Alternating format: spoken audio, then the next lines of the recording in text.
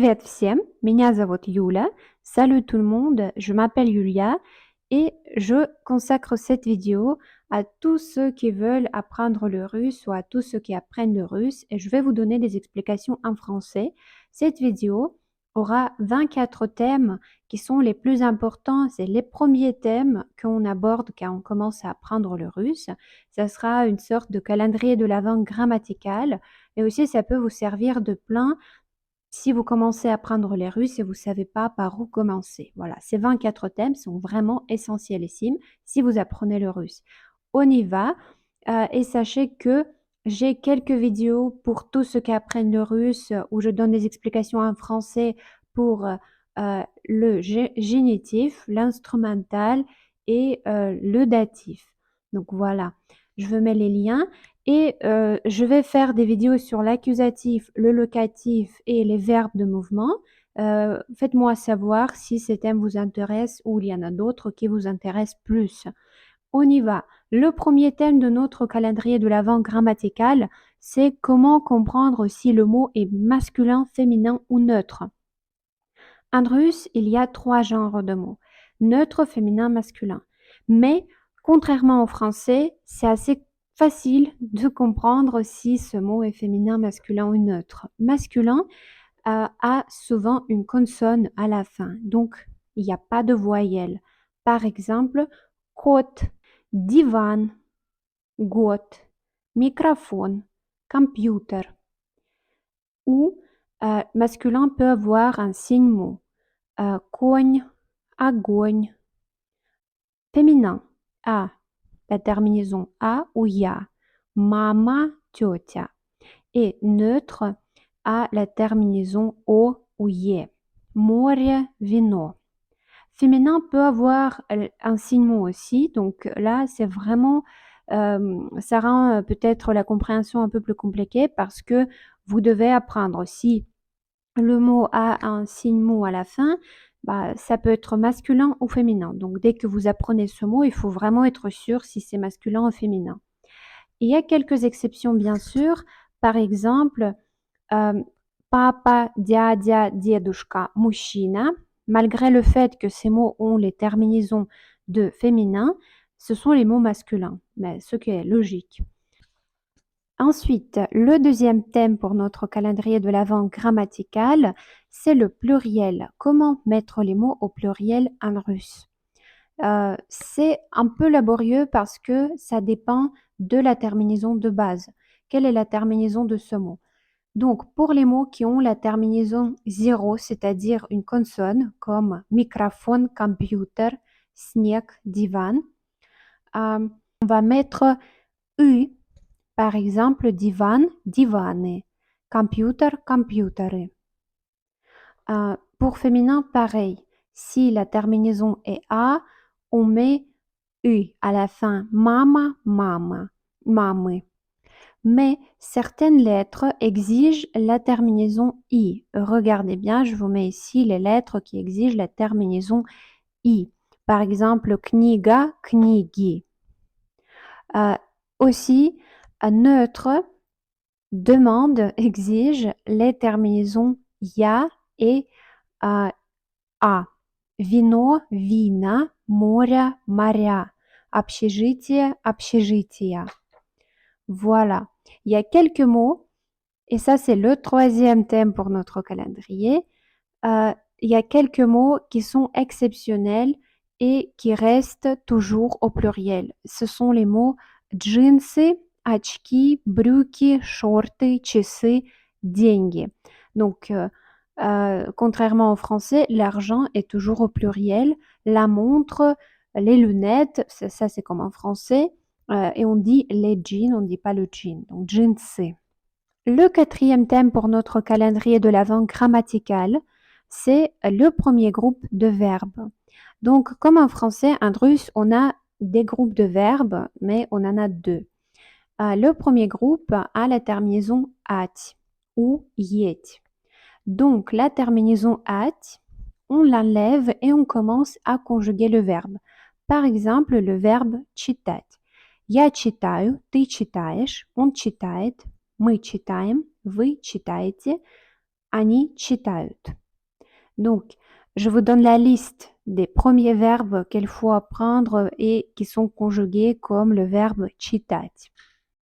Le cinquième thème pour notre calendrier de l'Avent, c'est le deuxième groupe des verbes. Le deuxième groupe des verbes, ce sont les verbes en it, mais aussi quelques verbes en yet, ce qui est exceptionnel, bien sûr. Donc, par exemple, le verbe говорить. Говорить, я говорю, ты говоришь, он говорит, мы говорим, вы говорите, они говорят. Voilà, je vous donne la liste des verbes en it, des verbes qui sont conjugués comme les verbes de deuxième groupe. Les premiers qui sont les plus essentiels. Le sixième thème de notre calendrier de l'Avent pour tous ceux qui apprennent le russe, c'est le cas. Locatif. Le locatif ou le prépositionnel, c'est le premier cas qu'on commence à apprendre quand on apprend le russe. Ce cas nous permet de dire où se trouve quelque chose. On met les mots au locatif pour dire où quelque chose se trouve. Par exemple, kniga na stale. Le livre est sur la table. Donc, la table, on va mettre au locatif parce que la table, c'est l'endroit où se trouve le livre. Я во Франции. Je suis en France. Vu que je suis en France, donc je mets la France au locatif parce que c'est l'endroit où je me trouve. Ce cas s'appelle locatif ou prépositionnel parce qu'il s'utilise toujours avec une préposition. Les prépositions qu'on utilise avec ce cas, et ça c'est le septième thème de mon calendrier de l'Avent, ce sont v, na et o. Par exemple, книга на полке. Le livre est sur l'étagère. Кролик в коробке. Le lapin est dans la boîte, dans le carton. И говорю о литературе. Je parle de la littérature. Donc, ces trois prépositions exigent le locatif. Le thème suivant de mon calendrier de l'Avent, grammatical, c'est les verbes avec ova, yeva. Ce sont les verbes assez particuliers parce qu'on les conjugue souvent comme les verbes de deuxième groupe, mais ça peut être aussi les verbes de premier groupe. Mais la particularité, c'est qu'on doit enlever le suffixe ova ou yeva. Ensuite, on doit ajouter ou et c'est qu'après toute cette procédure qu'on commence à conjuguer. Par exemple, le verbe рисовать. On enlève le suffixe, ensuite on ajoute ou et ensuite on commence à conjuguer.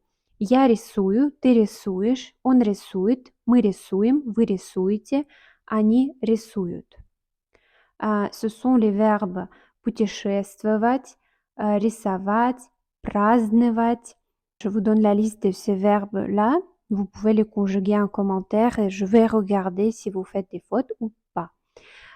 Le thème suivant pour notre calendrier, ce sont les verbes avec la forme particulière pour la première personne au singulier, comme le verbe любить.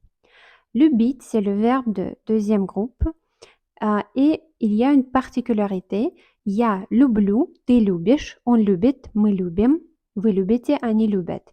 Regardez bien, quand je dis j'aime, я люблю, je mets un L qui s'ajoute avant la terminaison. Ça, c'est cette particularité. Et cette particularité concerne aussi les verbes готовить. Et continue le calendrier et le thème suivant, c'est l'accusatif. L'accusatif, c'est le cas qu'on utilise pour les compléments directs. C'est-à-dire quand on met le complément direct après le verbe.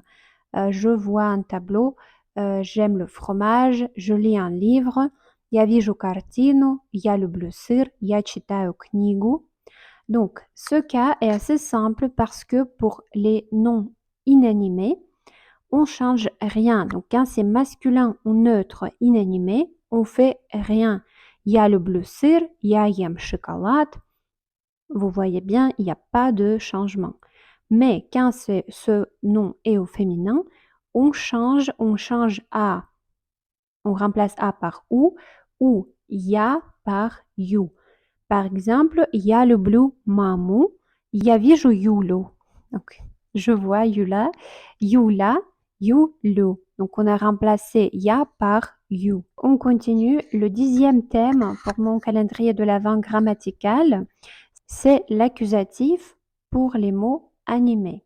Donc, pour féminin, ça reste pareil. On remplace a par ou et ya par you. Mais masculin, on met les terminaisons a et ya. Par exemple, я вижу актера, я вижу писателя. Vous voyez bien que masculin a pris les terminaisons a et ya. Donc, à l'accusatif, il faut faire attention. Si ce mot est animé, on regarde bien si c'est masculin ou féminin. Si ce mot est inanimé, donc si c'est masculin ou neutre, on ne change rien. Si c'est féminin, on change la terminaison. Le 11e thème de notre calendrier, c'est le génitif. Et le génitif, c'est un cas très utile étant donné qu'on a vu les terminaisons de l'accusatif. Le génitif, au masculin et au neutre, prend les terminaisons de l'accusatif. Donc souvent, quand on dit accusatif animé égale génitif. Par exemple, нет актера, нет писателя. Vous voyez bien, c'est les mêmes terminaisons que à l'accusatif. Et féminin, génitif féminin, c'est un peu différent. Au féminin, les noms, ils prennent les terminaisons UI. Par exemple, нет мамы, нет воды, нет тети. À quoi sert le génitif? Comme cas, souvent, le génitif nous montre l'absence ou l'appartenance. Donc, il n'y a pas de quelque chose ou quand ça appartient à quelqu'un. Это машина моего папы. Donc, c'est la voiture de mon père. Donc, mon père, je le mets au génitif parce que la voiture lui appartient. Le 12e thème de notre calendrier, ce sont les prépositions qui exigent le génitif. Donc, le génitif, on l'utilise après les prépositions до, для, у, после, кроме. Regardez bien les traductions. До, par exemple, до обеда я работаю. После. После работы я иду в бассейн. Кроме. Я купила подарки для всех, кроме папы. Для меня это важно. Préposition без. Я пью чай без сахара. Voilà, ces prépositions exigent le génitif, donc dès qu'on les voit, on emploie le génitif. Le 13e thème de notre calendrier, c'est le datif. Le datif, et vous voyez bien les terminaisons de datif. Pour masculin, pour féminin, pour neutre. Et datif, à quoi il sert? Le datif, c'est le complément d'objet indirect. Donc très souvent en français, quand on dit je parle à quelqu'un, j'envoie à quelqu'un, j'achète quelque chose à quelqu'un, en russe, on va mettre le datif directement sans aucune préposition. Par exemple, я пишу маме, я отправляю подарок подруге, я говорю мужу. Я говорю это мужу. Vous voyez bien que les compléments indirects sont au datif. Aussi, le datif est utilisé après les prépositions. Ça, c'est le 14e thème de notre calendrier, les prépositions по et к. По, например, par exemple, это учебник по французскому языку. Или я гуляю по лесу. Или я смотрю этот фильм по телевизору. Я говорю по телефону. Voilà, donc la préposition по exige le datif. Et la préposition к. Я иду к другу. Я иду к врачу. Après que, on met aussi le datif. Le 15e thème de notre calendrier de l'Avent grammatical, instrumental. L'instrumental est le cas, on le comprend bien dans son nom, qui est utilisé pour parler des instruments, quand on se sert de quelque chose comme d'un instrument. Je lave la table avec une éponge. Я мою стол губкой. Donc l'éponge est à l'instrumental parce que c'est notre instrument. Ou j'écris avec un stylo. Я пишу ручкой. Ручка le stylo est à l'instrumental parce que c'est notre instrument ici. Mais on utilise l'instrumental aussi avec la préposition «с». Я иду в кино с мужем. Я говорю с подругой. Donc, dès qu'on voit la préposition «с», et il y a l'idée d'accompagnement. Je vais quelque part avec quelqu'un, je parle avec quelqu'un. Donc, on met cet objet ou cette personne à l'instrumental. Le thème suivant, ce sont les prépositions utilisées avec l'instrumental. Donc, comme on a compris, c'est la préposition «se» plus les prépositions pour placer quelque chose dans l'espace. Par exemple, над, под, рядом с, перед, за. Над домом, под домом, за домом, перед домом. Vous voyez bien que pour placer tous les objets, on a utilisé l'instrumental. Le thème suivant que je propose, c'est un thème assez spécial et très important. Ce sont les aspects des verbes. Les aspects, c'est l'imperfectif et le perfectif. Comme vous savez, en russe, chaque verbe a un frère. Donc, tous les verbes sont un couple.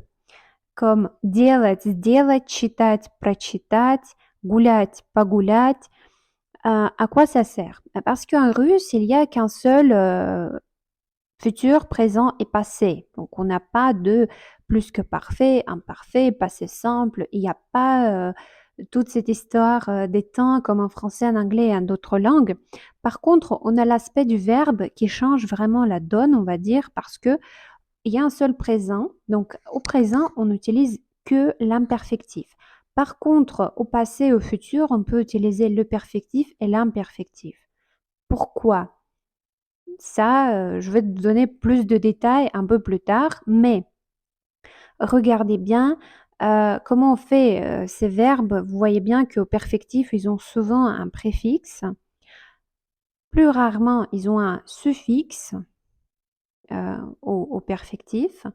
Ou parfois la forme du perfectif et de l'imperfectif est très très différente. En fait, ce sont deux verbes différents, comme говорить et сказать. On continue avec le thème du futur.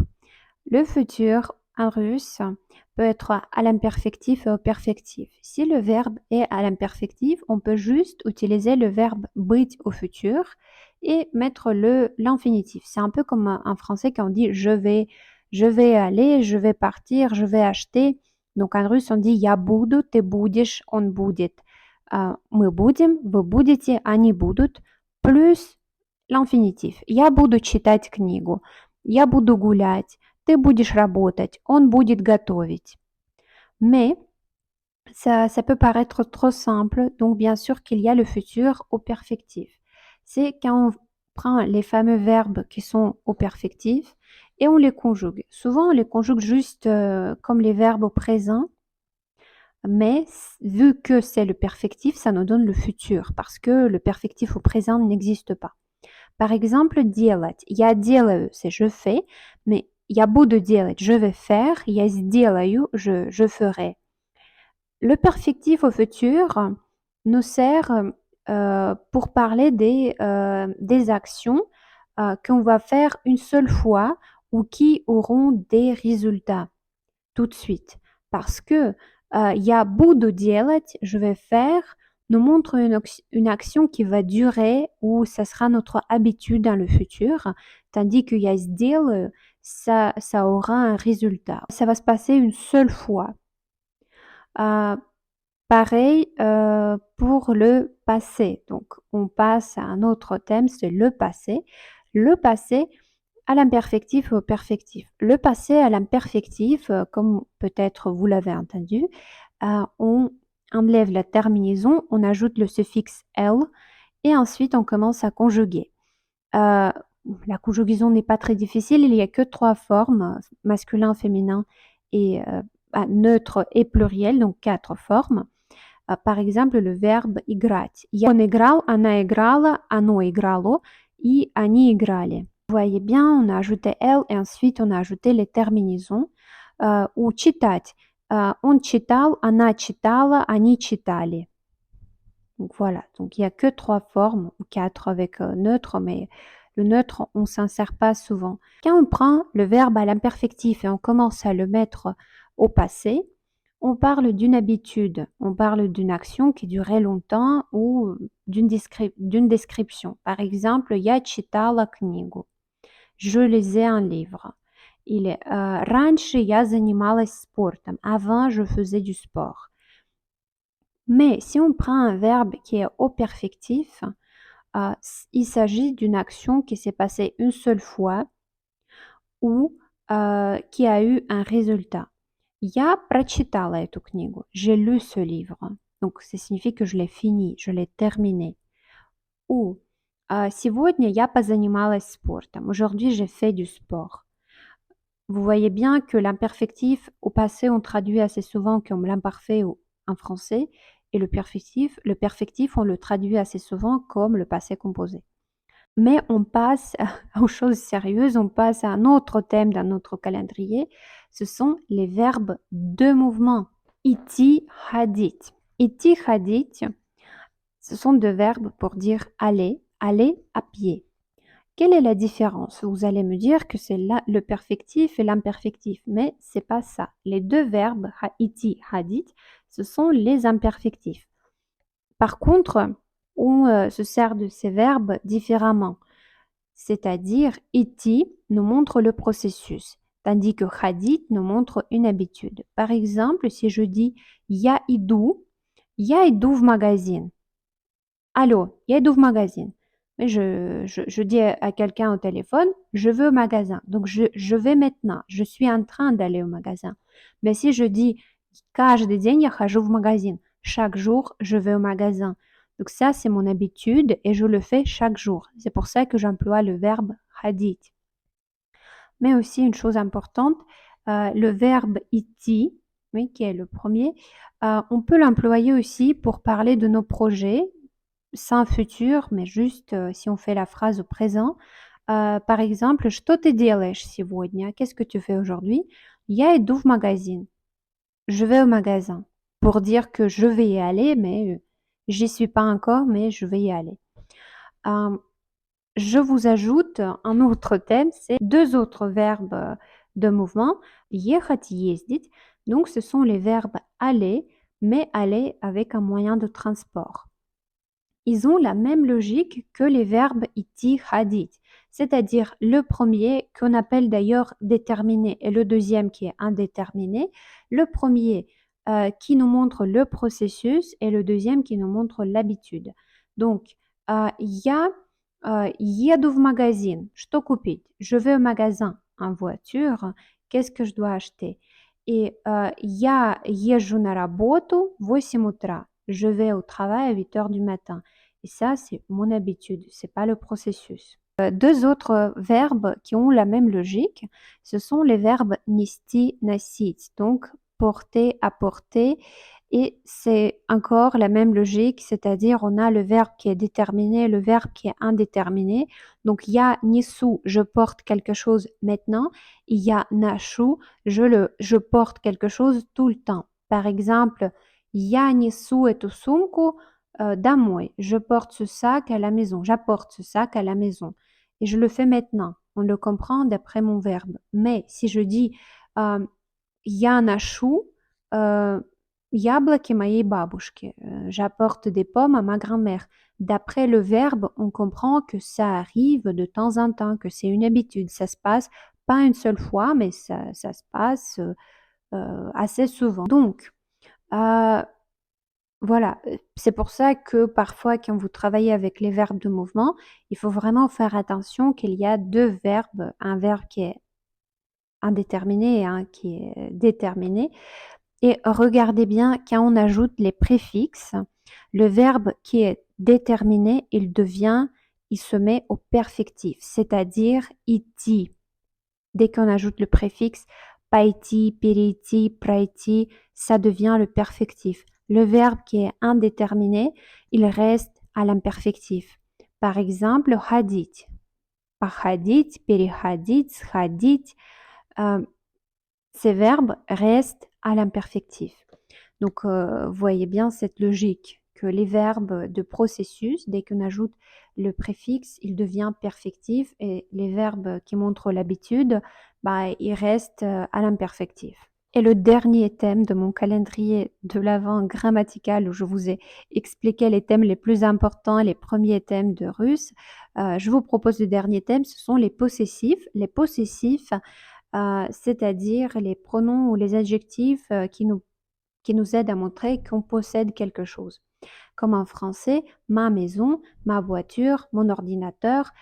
Attention, en russe, ma, mon, la mienne, le mien, ce sont les mêmes mots. Donc, on ne fait pas la distinction entre les pronoms et les adjectifs, ce qui est assez bien, je trouve. Donc, on va, pour dire ma voiture et la mienne, on va utiliser le même mot. Maya machina, maya. Regardez bien, je vous ai mis le tableau avec les possessifs.